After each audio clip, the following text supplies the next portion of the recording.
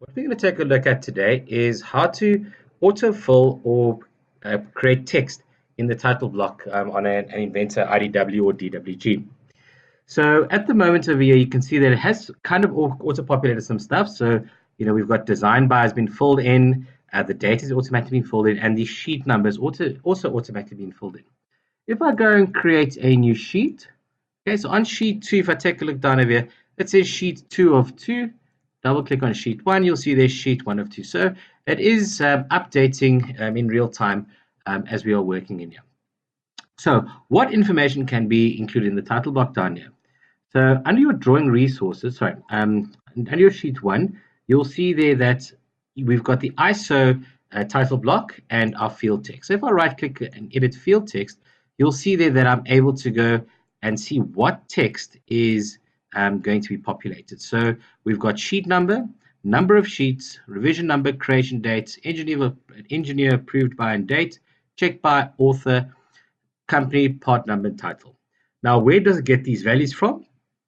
It will get your values from your iProperties, either from the component that you brought in as your view, or from the iProperties of your drawing file. If I click on my iProperties over here, it will go to my iProperties, and you'll see over there, if I go to summary, my author is Aldred. Let's go, say Bugs Bunny. Select on apply, and move this across.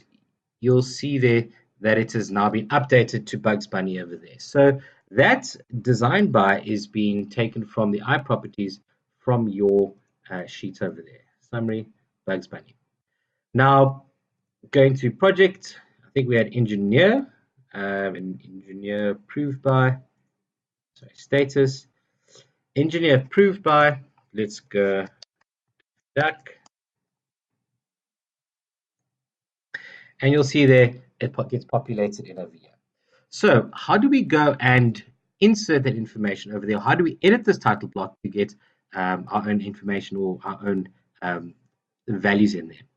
So if I go through to my title blocks here and I right click on ISO, I can edit that ISO. So you'll see there that this is just basically a pre-drawn up title block. So you're going to have to go draw up and put in all your dimensions and put in and make sure your text is all in the right place.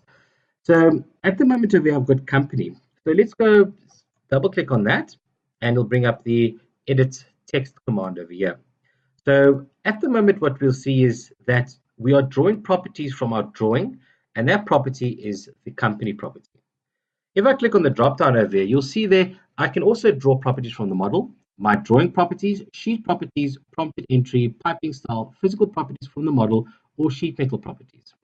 So for instance, if I click on sheet metal properties, you'll see there that I can insert either the flat pattern extents of the area, the length of the flat pattern extents, or the width of the flat pattern extents. Going back to my properties from my model, you'll see there that I've got all these different properties that I can put in. So maybe, instead of company, I wanted to put the manager or part number or the project number. Okay.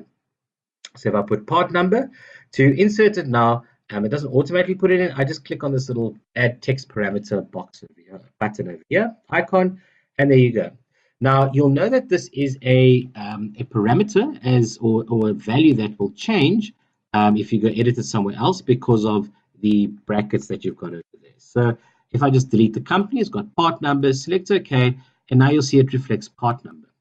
So how do we go about changing that? If I click on finish sketch, it'll say, would you like to save the edits? I say yes. And there we go, end cap, new, done. Now that is taking it from the iProperties from within your part. So to get to the part, right click on the view, click on open. And if I go to my iProperties over here, you'll see there that under my project, you will see their part number, end cap, new, done. Okay. So I just want it to be end cap. Select OK. Go back to my drawing, and you'll notice there that it has also updated it over there. Okay. So, so when you are going to create your new title block, you can either just edit the one that you've got over here, putting in all your different components. So, and we've got part number there already. So, but this part number is coming from the drawing and not from the the model, and that's why there was no value seen there when I changed the part number in the model, because it's drawing its part number from the properties from the drawing over there. Okay, so like as in all text editors, if you know how to work in Microsoft Word, you'll know how this works. You can see very, very familiar sort of commands like your bullets, your numbering, justification, font size, font style, bold, italic, underscore, strike through. Okay, so that is just a quick show to see how we can go about, first of all, editing the current title block that comes standard with your Inventor, as well as inserting new text. If you don't want, just one last thing, if you don't want the text to be want to be static and not come from an I properties, then when I do go to my title block and I edit it,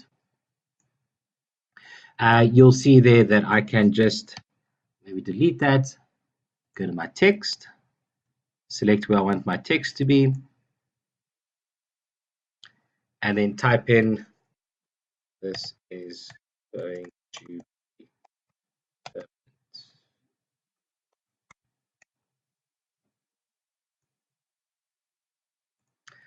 Put my permanent text in over there, select it. You'll see there that it's just it's not placed well, so just let me drag this box, and there we go. So now it's all in one line.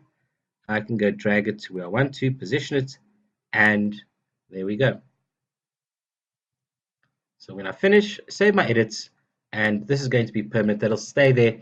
It will not change as the end cap, Bugs Bunny, and Daffy Duck will change. Thank you very much for watching.